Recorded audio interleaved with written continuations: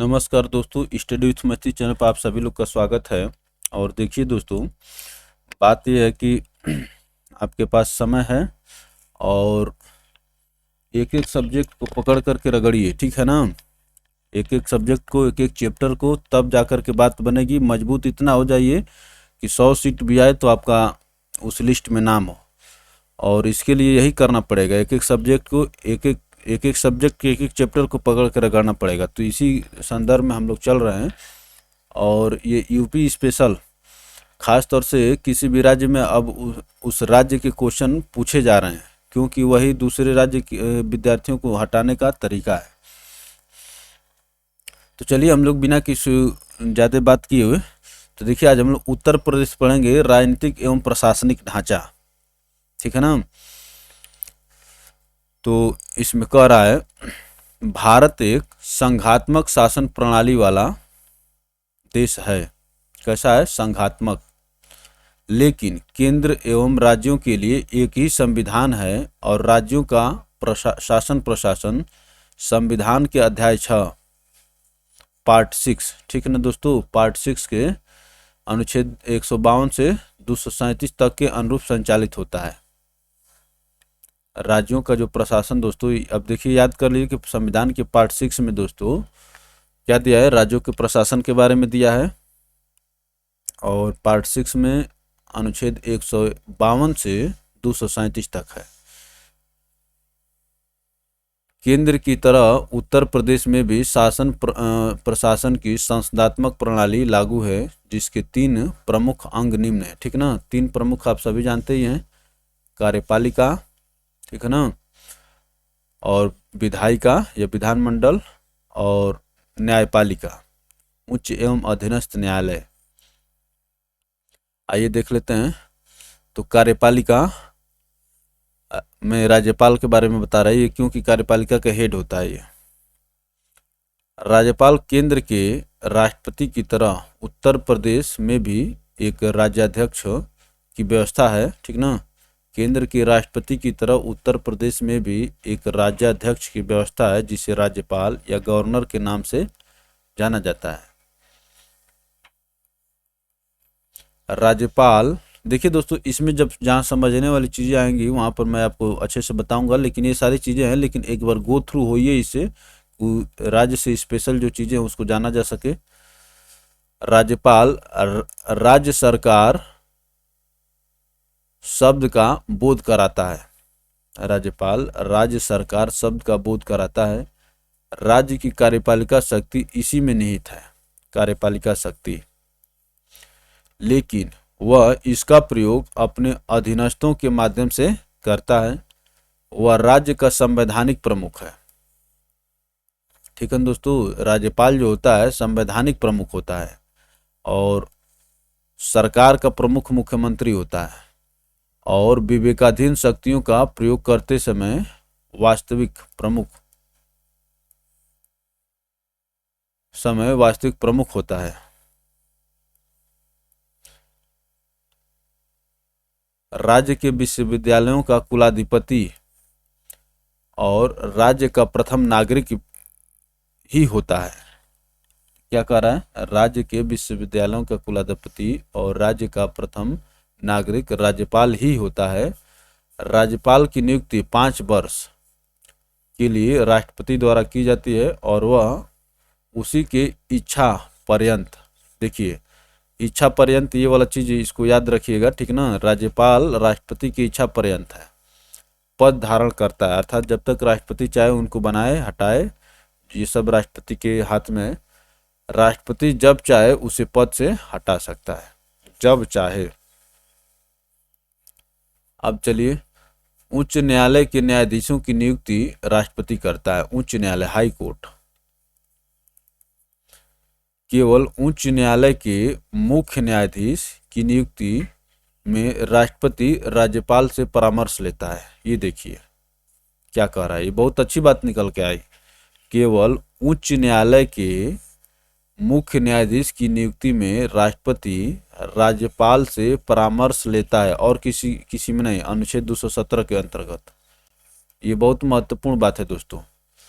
मैंने high court के और न्यायाधीशों की नियुक्ति तो राष्ट्रपति अपने विवेक से कर देता है, लेकिन जिसको क्या बनाना हो, मुख्य न्यायाधीश बनाना हो हाई कोर्ट का, उसके लिए राष्ट्रपति राज्यपाल से परामर्श सलाह लेता है। जबकि जिले स्तर पर जिला एवं सेशन न्यायाधीशों की नियुक्ति उच्च न्यायालय के परामर्श से राज्यपाल द्वारा की जाती है। हाई कोर्ट के परामर्श से राज्यपाल द्वारा की जाती है। अनुच्छेद 233 क्या कह रहा है? जबकि जिले स्तर पर जिला एवं सेशन न्यायाधीशों की नियुक्ति उच्च न्यायालय के परामर्श से राज्यपाल द्वारा की जाती है। जिला न्यायाधीशों से भिन्न व्यक्तियों की न्यायिक सेवा में नियुक्ति राज्यपाल द्वारा उस समय उस राज्य के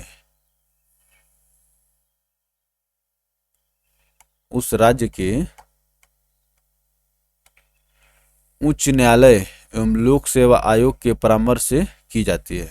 उच्च न्यायालय एवं लोक सेवा आयोग के परामर्श से की जाती है। अनुच्छेद 234 राज्य के महाधिवक्ता, लोकायुक्त आदि पद के लिए नियुक्तियां राज्यपाल द्वारा ही की जाती हैं। राज्यपाल द्वारा ही की जाती हैं। अब देखिए मंत्रिपरिषद, अनुच्छेद 164 के अनुसार राज्यपाल सर्वप्रथम मुख्यमंत्री की नियुक्ति करता है और उसकी सलाह से अन्य मंत्रियों की नियुक्ति करता है एवं अनुसूची 3 के अनुरूप पद एवं गोपनीयता की शपथ दिलाता है।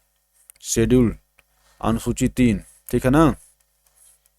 अनुसूची 3 के अनुरूप पद एवं गोपनीयता की शपथ दिलाता है। मंत्रीगण राज्यपाल के प्रसाद पर्यंत अपना पद धारण करते हैं।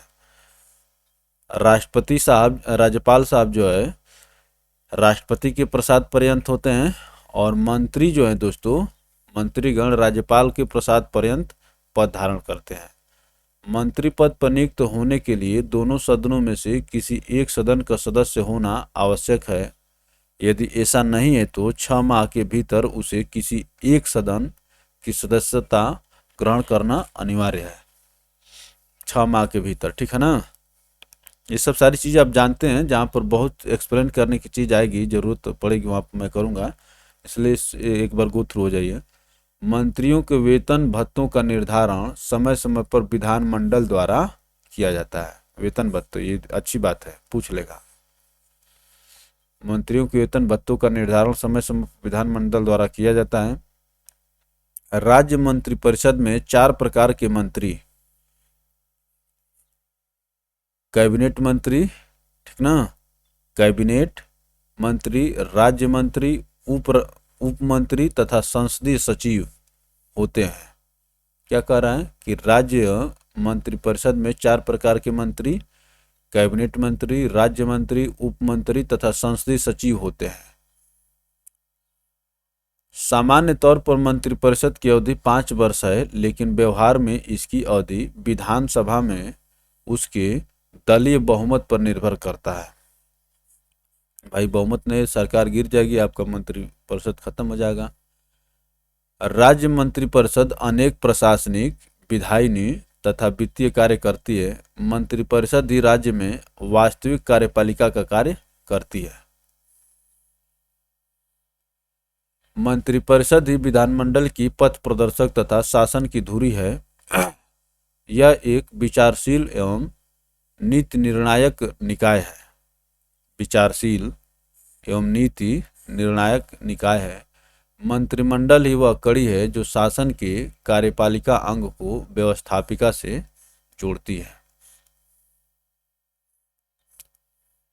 मंत्रिमंडल ही वह कड़ी है जो शासन के कार्यपालिका अंग को व्यवस्थापिका से जोड़ती है। अब देखते हैं मुख्यमंत्री जी के बारे में। राज्य कार्यपालिका का वास्तविक प्रधान मुख्यमंत्री होता है और राज्यपाल जो दोस्तों संवैधानिक प्रधान होता है। राज्य का मुखिया होता है। राज्य कार्यपालिका का वास्तविक प्रधान मुख्यमंत्री होता है। वह राज्य शासन का कप्तान है और राज्य विधानमंडल में उसकी विशिष्ट स्थिति होती है।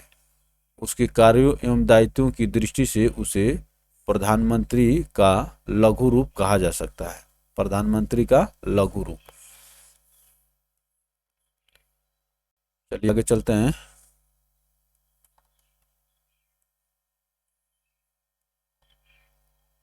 अब देखिए सचिवालय।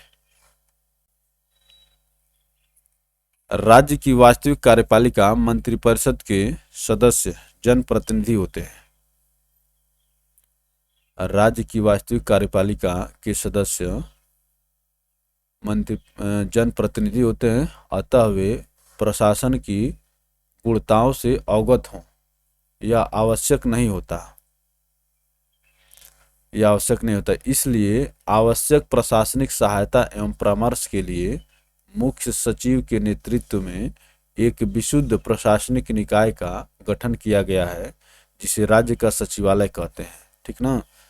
मुख्य सचिव के नेतृत्व में एक विशुद्ध प्रशासनिक निकाय का गठन किया गया है, जिसे राज्य सचिव कहते हैं, राज्य सचिवालय कहते हैं।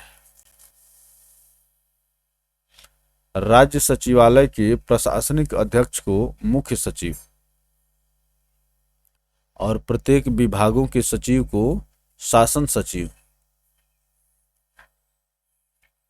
प्रत्येक विभागों के सचिव को शासन सचिव कहा जाता है। वह प्रायः आईएएस का वरिष्ठ एवं अनुभवी सदस्य होता है। ठीक ना। वह प्रायः आईएएस का वरिष्ठ एवं अनुभवी सदस्य होता है। राज्य सचिवालय का पद सोपानी क्रम है। ठीक ना। पद सोपानी क्रम का मतलब किस प्रकार से होते हैं। मुख्य सचिव शासन, मुख्य सचिव शासन सचिव। ठीक ना। मुख्य सचिव शासन सचिव और सचिव अतिरिक्त विशिष्ट सचिव। ठीक है ना। उप सचिव, सहायक सचिव, अवर सचिव, सेक्शन अधिकारी, सहायक या प्रवर लिपिक, सहायक प्रवर या अवर लिपिक, और उसके बाद अंत में चतुर्श्रेणी। सचिवालय राज्य प्रशासन के पर्यवेक्षण, निर्देशन और नियंत्रण का कार्य करता है। राज्य प्रशासन के पर्यवेक्षण, निर्देशन, नियंत्रण का कार्य करता है। सरकारी नीति रचना हेतु आवश्यक सामग्री एकत्रित करना और उसका विश्लेषण कर मंत्रिपरिषद के सम्मुख प्रस्तुत करना सचिवालय का कर्तव्य है। मुख्य सचिव। राज्य प्रशासन में मुख्य सचिव का पद प्रशासनिक पद सोपान में सर्वाधिक महत्वपूर्ण है। राज्य में जो स्थान और कार्य मुख्य सचिव का है, केंद्रीय प्रशासन में वही स्थान और कार्य कैबिनेट सचिव का होता है। ठीक ना। कैबिनेट सचिव, तो मुख्य सचिव और कैबिनेट सचिव, जैसे राज्य में मुख्य सचिव हो गया और केंद्र में कैबिनेट सचिव हो गया। मुख्य सचिव राज्य कैडर में आईएएस का वरिष्ठतम अधिकारी होता है। राज्य कैडर में आईएएस का वरिष्ठतम अधिकारी होता है। उसकी नियुक्ति में निम्न बातों का ध्यान दिया जाता है। वरीयता, सेवा अभिलेखन, कार्य निष्पादन, योग्यता तथा मुख्यमंत्री का विश्वास। मुख्यमंत्री का विश्वास सब पर हावी हो जाता है। ठीक है ना। मैंने कहने का मतलब कि यही चीज मेन हो जाता है। मुख्यमंत्री जिसको चाहे उसको मुख्य सचिव बना सकता है। मुख्य सचिव राज्य प्रशासन की धुरी है। कार्यकारी विभाग या निदेशालय। राज्य प्रशासन में मंत्री, मंत्रिपरिषद, राजनीतिक प्रमुख, सचिव, सचिवालय, प्रशासनिक प्रमुख के बाद तीसरा अवयव कार्यकारी विभाग या निदेशालय का होता है। ऊपर के दोनों अवयवों का संबंध नीति निर्माण से है, जबकि कार्यकारी विभाग निदेशालय क्रियान्वयन के लिए प्राथमिक रूप से जिम्मेदार संस्था है। ठीक ना। कार्यकारी विभाग क्रियान्वयन के लिए प्राथमिक रूप से जिम्मेदार संस्था है। किसी योजना को लागू करने के लिए एक शासन सचिव के अंदर कई विभाग होते हैं, जैसे सचिव गृह के अंतर्गत पुलिस विभाग, जेल। ठीक है ना।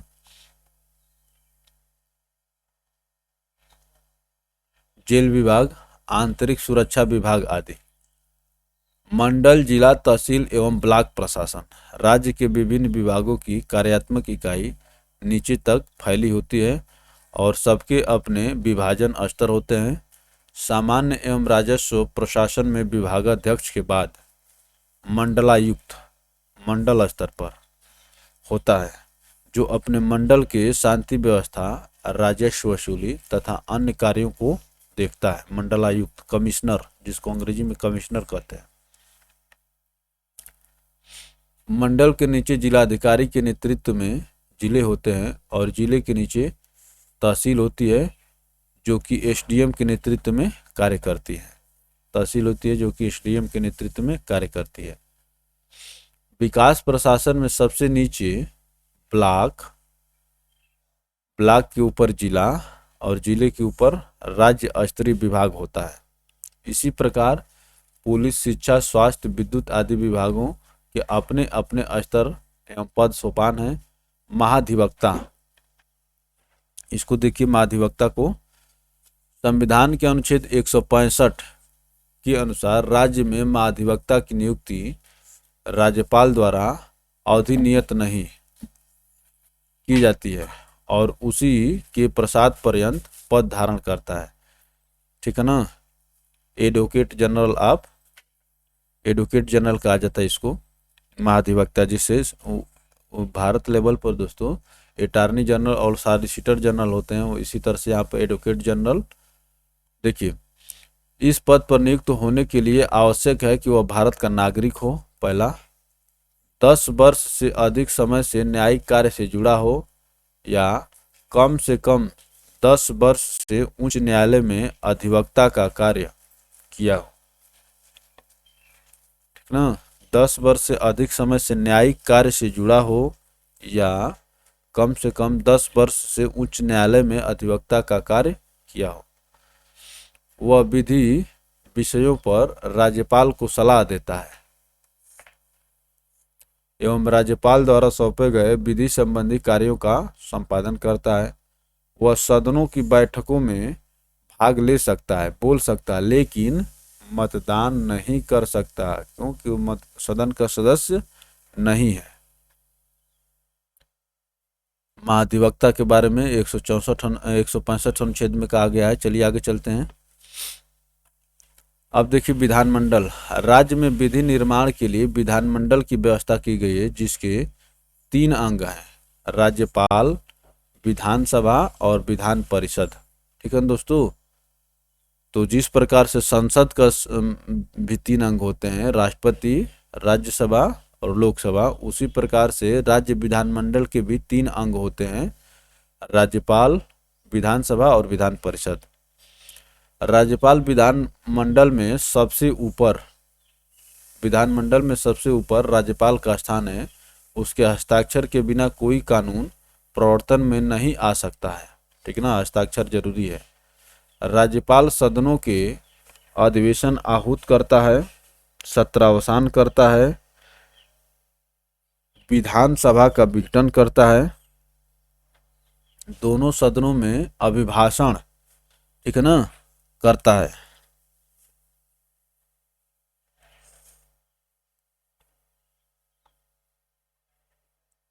निम्न सदन में बजट रखवाता है। निम्न सदन अर्थात विधानसभा में बजट रखवाता है। साक्ष्यों की निहरताओं का विनिश्चय करता है। विधेयकों को राष्ट्रपति के पास भेजने के लिए आरक्षित रखता है तथा विशेष परिस्थितियों में जब सदन सत्र में न हो अध्यादेश जारी करता है। ये सभी राज्यपाल के विधायी कार्य हैं। ठीक ना, विधायी कार्य। अब देखिए, विधान परिषद। उच्च सदन के रूप में उत्तर प्रदेश राज्य विधान परिषद का गठन 1937 में किया गया। ठीक है ना, कब किया गया? 1937 में। वर्तमान में उत्तर प्रदेश विधान परिषद में कुल 100 सदस्य हैं।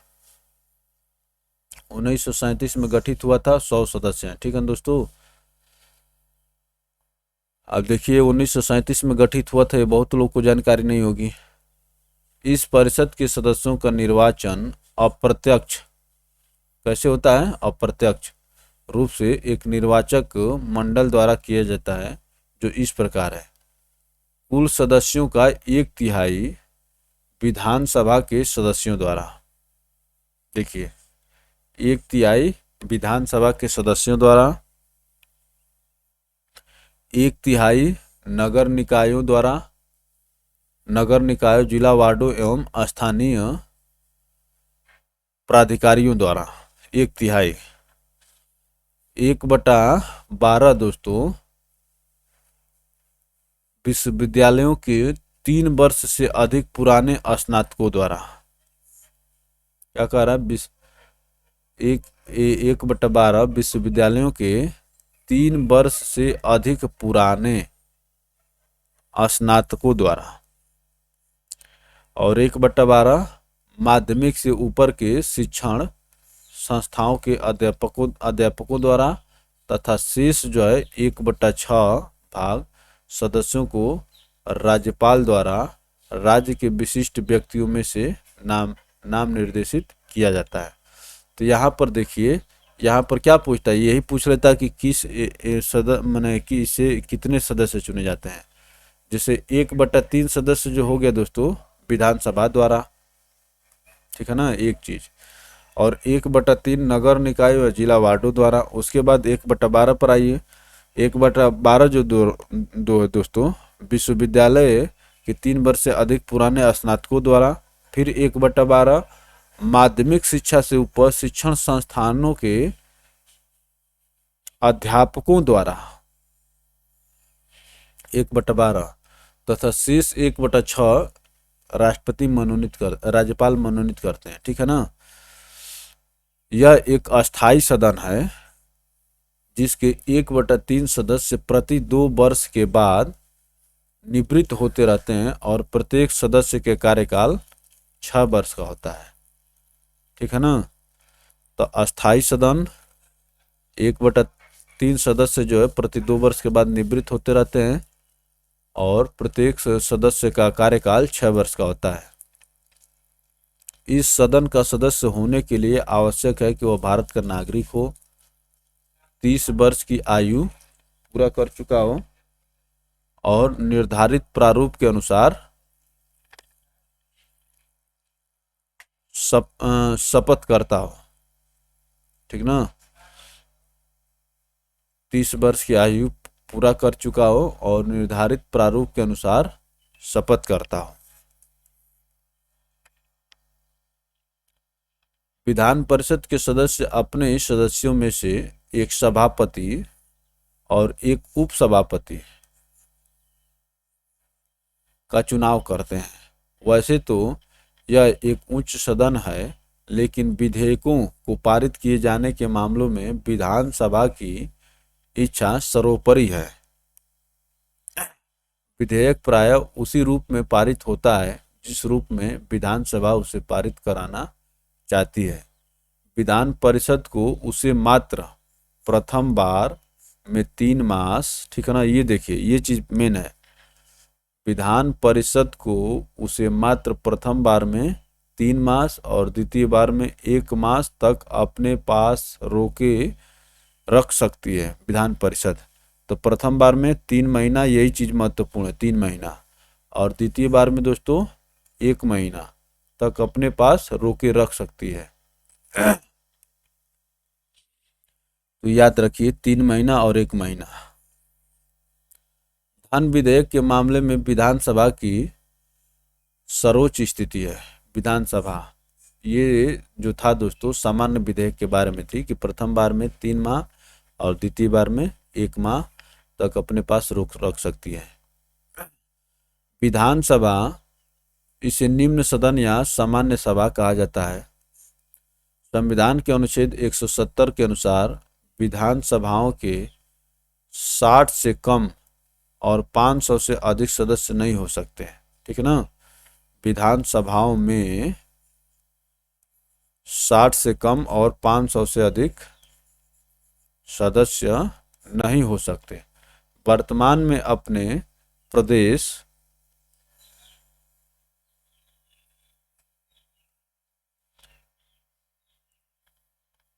कि विधानसभा में सदस्यों की कुल संख्या कितनी है? 403 है, ठीक है ना। विधानसभा में सदस्यों की कुल संख्या 404 है। 403 निर्वाचित प्लस 1 मनोनीत, एंग्लो इंडियन मनोनीत। अब देखिए दोस्तों, संविधान ये जो संसद जो है ये मनोनीत वाले को खत्म करती है, जो कि उत्तराखंड पूर्व 425 थी। उत्तराखंड के बनने से पहले दोस्तों 425 थी।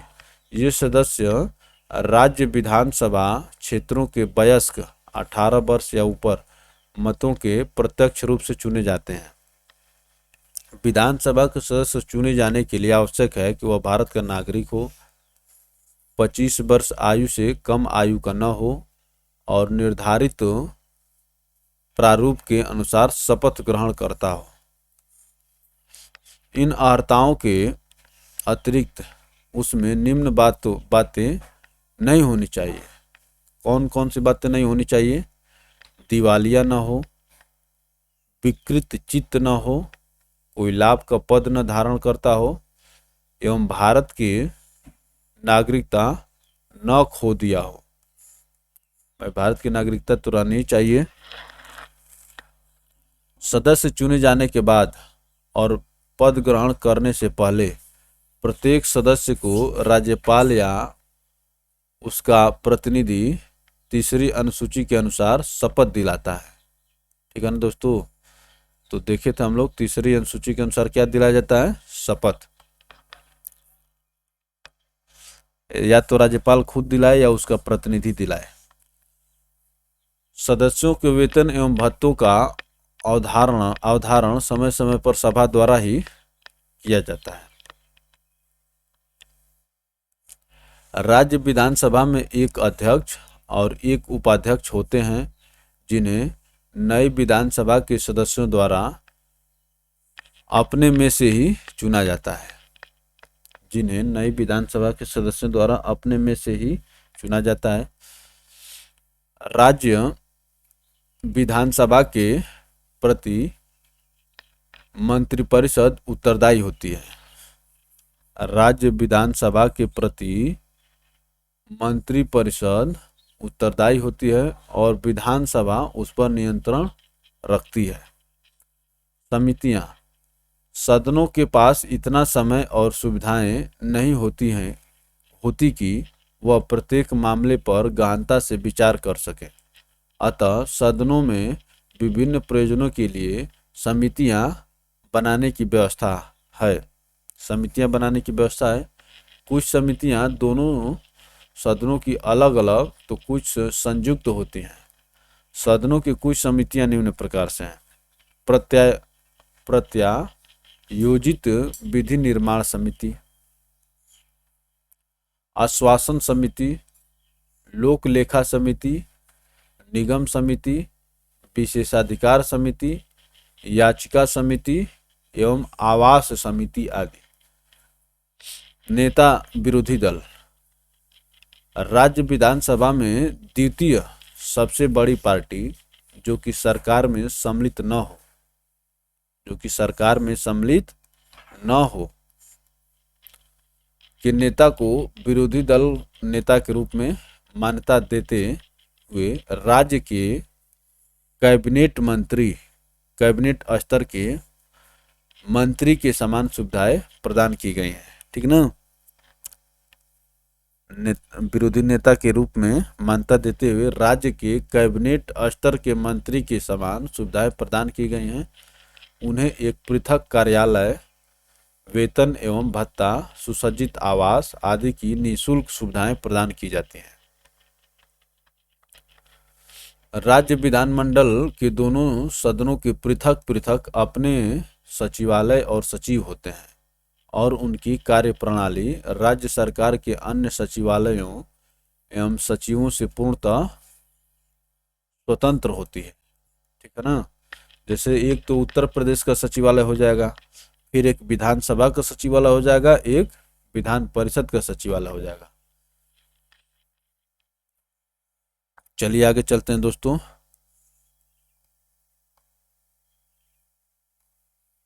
अब देखिए न्यायपालिका के बारे में बात कर रहा है, ठीक है ना।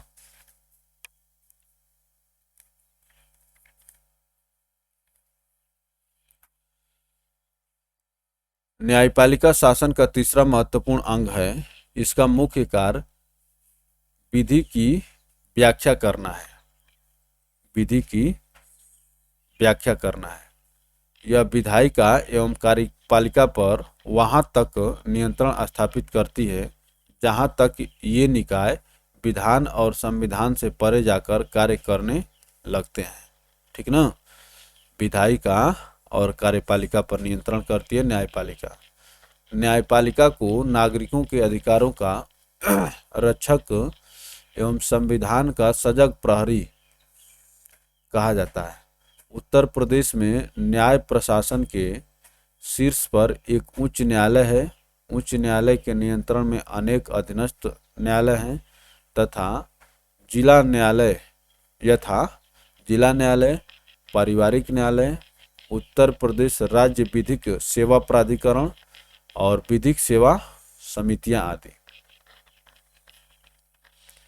उच्च न्यायालय। उत्तर प्रदेश के उच्च न्यायालय का मुख्य पीठ इलाहाबाद और खंडपीठ लखनऊ है। इलाहाबाद उच्च न्यायालय की स्थापना 1866 ईस्वी में हुई थी। ठीक ना। वर्तमान में इलाहाबाद उच्च न्यायालय में न्यायाधीशों की स्वीकृत संख्या 160 है। संविधान में उच्च न्यायालय के न्यायाधीशों की संख्या निश्चित नहीं की गई है। क्या कह रहा है? संविधान में उच्च न्यायालय के न्यायाधीशों की संख्या निश्चित नहीं की गई है। यह संख्या न्यायालय में पड़े लंबित मामलों पर निर्भर करती है। यह संख्या न्यायालय में पड़े लंबित मामलों पर निर्भर करती है।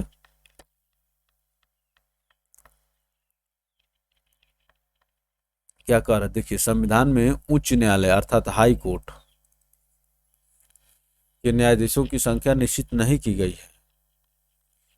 ठीक है ना। उच्च न्यायालय एक अभिलेख न्यायालय है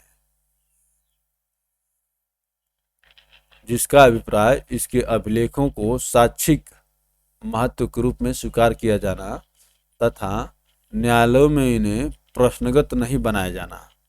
ठीक ना। तथा न्यायालयों में इन्हें प्रश्नगत नहीं बनाया जाना अर्थात हाई कोर्ट के निर्णय पर प्रश्न नहीं उठा सकते हैं और न्यायालय के अवमान के लिए दोषी व्यक्तियों दंडित करने का शक्ति निहित होना है। तो ये कह रहा है कि उच्च न्यायालय एक अभिलेख न्यायालय है जिसका अभिप्राय क्या है? इसके अभिलेखों को साक्षिक रूप से स्वीकार किया जाना, न्यायालयों में इन्हें प्रश्नगत नहीं बनाया जाना और न्यायालय के अवमानना के लिए दोषी व्यक्तियों दंडित करने का शक्ति निहित होना। ये तीन चीजें कहता है कि ये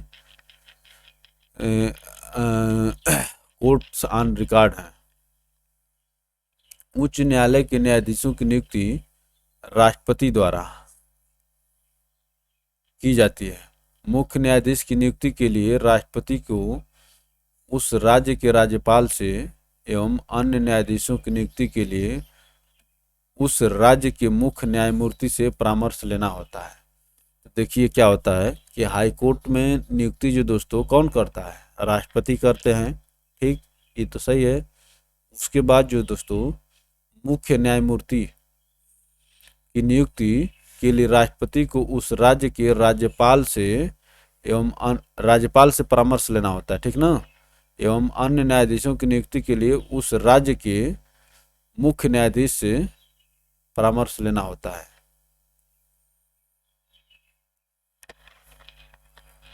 क्या कह रहा है कि एवं अन्य न्यायाधीशों की नियुक्ति के लिए, तो देखिए हाई कोर्ट में नियुक्ति कौन करता है? राष्ट्रपति करता है। लेकिन मुख्य न्यायमूर्ति बनाने के लिए दोस्तों राष्ट्रपति जो है राज्यपाल से सलाह लेता है। ठीक है ना। ठीक, ये बात क्लियर हो गई। और दूसरा, हाई कोर्ट में और जो न्यायाधीश लोग हैं उनकी नियुक्ति के लिए राष्ट्रपति जो है किससे सलाह लेता है? अब राज्यपाल से नहीं लेगा, अब मुख्य न्यायमूर्ति से ही लेगा। राज्यपाल से पूछ लेगा किसको मुख्य न्यायमूर्ति बनाए। ठीक है, न्यायमूर्ति जी बन गए। अब मुख्य न्यायमूर्ति जी से राष्ट्रपति जी पूछेंगे कि किनको किनको माने न्यायमूर्ति बनाना है, ठीक है ना, न्यायाधीश बनाना है किसको किसको। अब देखिए, उच्च न्यायालय के न्यायाधीशों की नियुक्ति 62 वर्ष की आयु तक के लिए की जाती है। इस न्यायालय में न्यायाधीश नियुक्त होने के लिए आवश्यक है कि भारत का नागरिक हो, कम से कम 10 वर्ष तक किसी न्यायिक पद पर कार्य किया हो, या इतने वर्ष से उच्च न्यायालय में अधिवक्ता रहा हो, ठीक ना, 10 वर्ष तक किसी न्यायिक पद पर कार्य किया हो, या इतने वर्ष से उच्च न्यायालय में अधिवक्ता रहा हो। नियुक्ति के बाद राज्यपाल द्वारा शपथ दिलाया जाता है।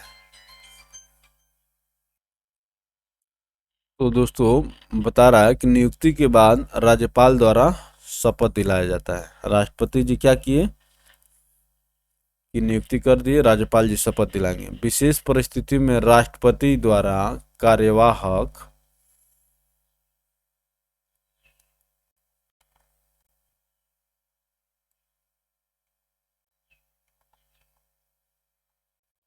मुख्य न्यायाधीश की नियुक्ति की जाती है। क्या कह रहा है, विशेष परिस्थिति में राष्ट्रपति द्वारा कार्यवाहक मुख्य न्यायाधीश की नियुक्ति की जाती है। विशेष परिस्थिति में जब कोई व्यक्ति अपने अधिकारों के प्रवर्तन के लिए उच्च न्यायालय में आता है, तो न्यायालय ऐसे व्यक्तियों को अनुतोष प्रदान करने के लिए निर्देश, आदेश या रिट जारी कर सकता है।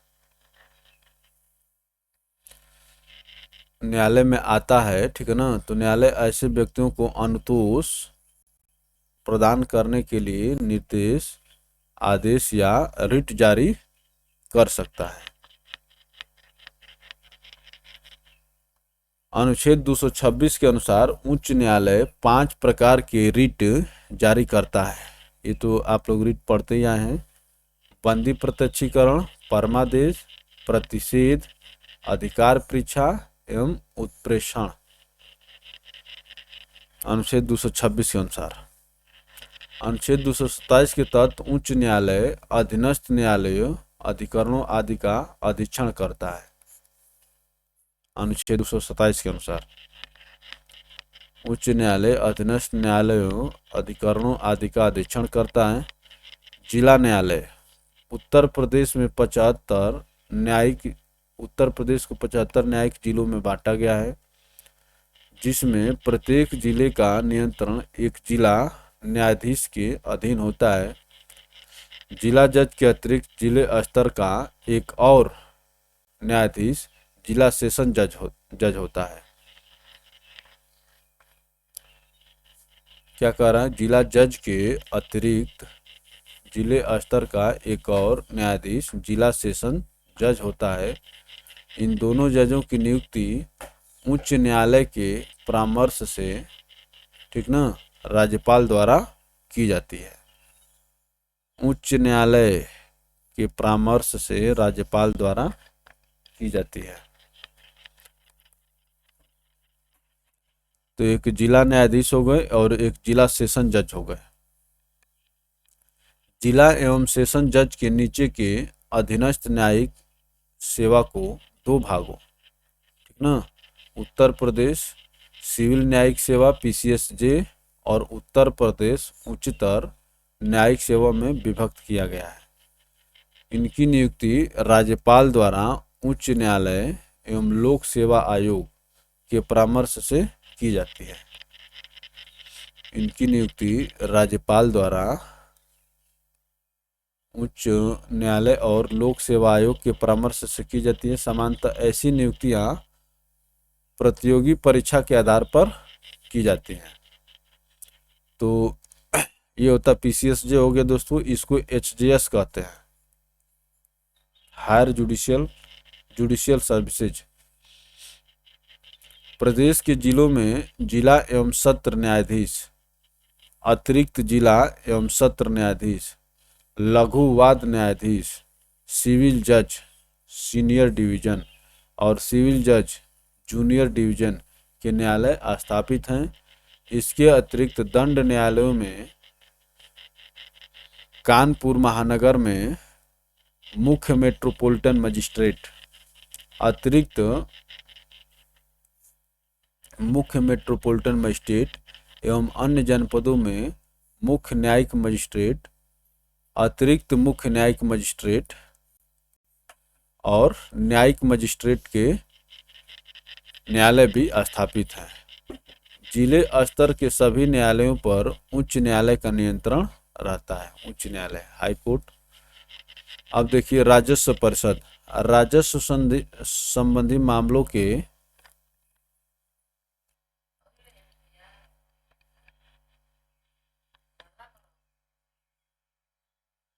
अब देखिए दोस्तों राजस्व परिषद राजस्व संबंधी मामलों के अपील एवं सुनवाई के लिए प्रदेश में सबसे शीर्ष न्यायालय, देखिए क्या कर, राजस्व संबंधी मामलों के अपील एवं सुनवाई के लिए प्रदेश में सबसे, ये दोस्तों आपके मैडम जी हैं, हमारी पत्नी हैं जो चिढ़ा रही हैं हमको। प्रदेश में सबसे शीर्ष न्यायालय राजस्व परिषद, बोर्ड ऑफ रेवेन्यू है, ठीक ना। सबसे शीर्ष न्यायालय राजस्व परिषद, बोर्ड ऑफ रेवेन्यू है, जो कि इलाहाबाद में है। तो बोर्ड ऑफ रेवेन्यू कहाँ पर है दोस्तों? इलाहाबाद में है। इस परिषद के नीचे राजस्व मामलों की सुनवाई क्रमशः निम्न स्तरों पर होती है: आयुक्त, कमिश्नरी, ठीक ना, कलेक्टर, उसके बाद अतिरिक्त कलेक्टर तथा सबसे नीचे सहायक कलेक्टर। एसडीएम साहब सबसे नीचे रहते हैं, जो राजस्व से संबंधित मामलों की सुनवाई करते हैं। एसडीएम साहब के ऊपर आ गए एडीएम, एडीएम के ऊपर डीएम, डीएम के ऊपर कमिश्नर, कमिश्नर के ऊपर वही board of revenue. Board of revenue कहाँ पर है? उत्तर प्रदेश का इलाहाबाद में है। चलिए आगे चला जाए।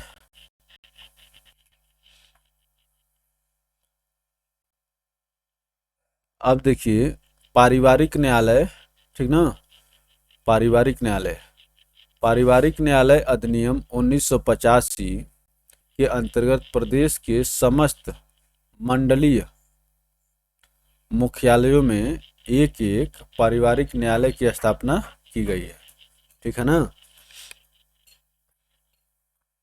मंडलीय मुख्यालयों में एक एक पारिवारिक न्यायालयों की स्थापना की गई, परंतु वादों की संख्या के आधार पर, जहाँ पर मामले ज्यादा हैं, लखनऊ, कानपुर नगर में दो दो पारिवारिक न्यायालय स्थापित किए गए हैं।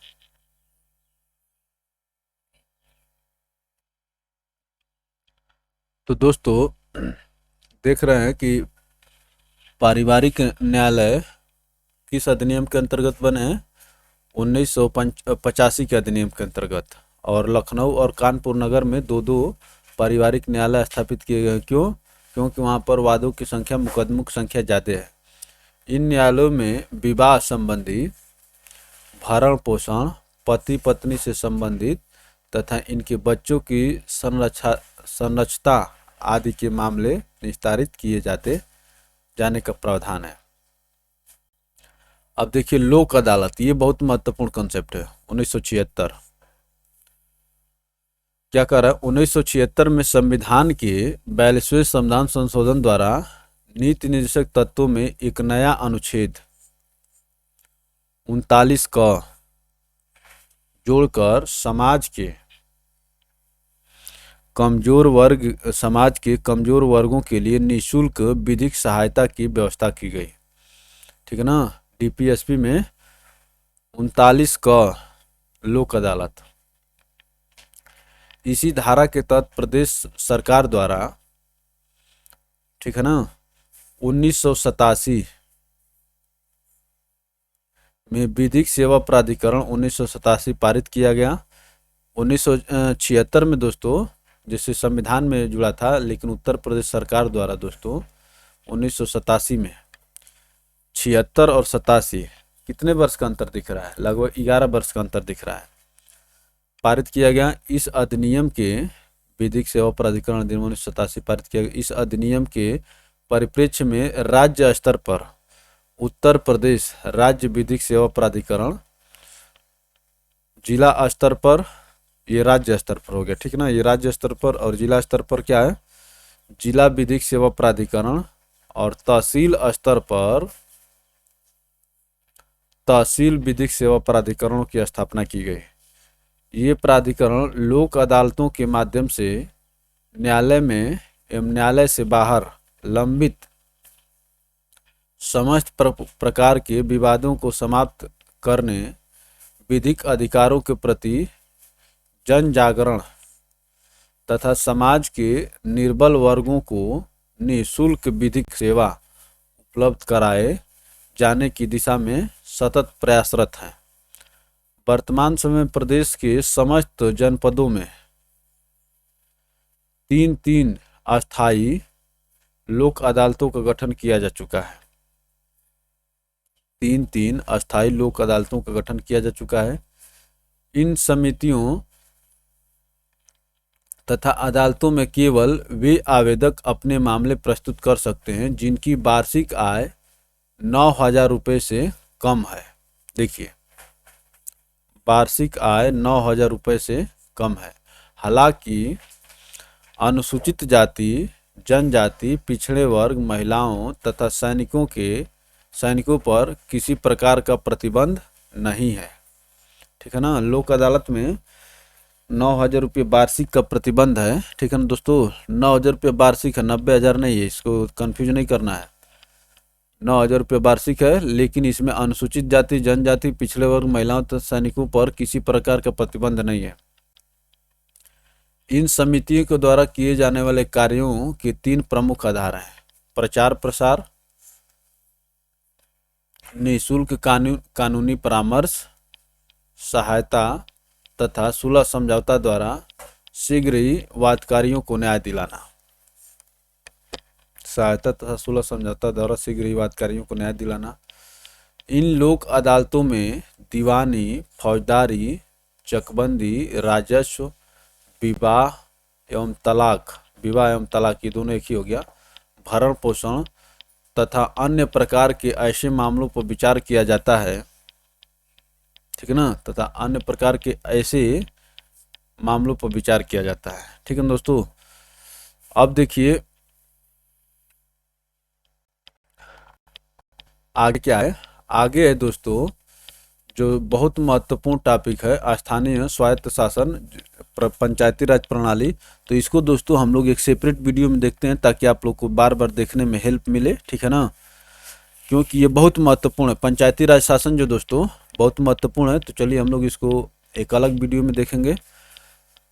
तो अच्छा लगे दोस्तों तो वीडियो को लाइक करके शेयर कर सकते हैं ताकि आपके मित्रों तक भी पहुँचे, और चैनल को सब्सक्राइब करके घंटी के आइकन को प्रेस कर लीजिए ताकि आपको हर एक वीडियो को नोटिफिकेशन मिलता रहे। आपका लाइक और सब्सक्राइब भी दोस्तों मुझे और मेरी टीम को अच्छे वर्क करने के लिए मोटिवेट करता है। चलिए आप सभी को पुनः धन्यवाद, मिलते हैं फिर।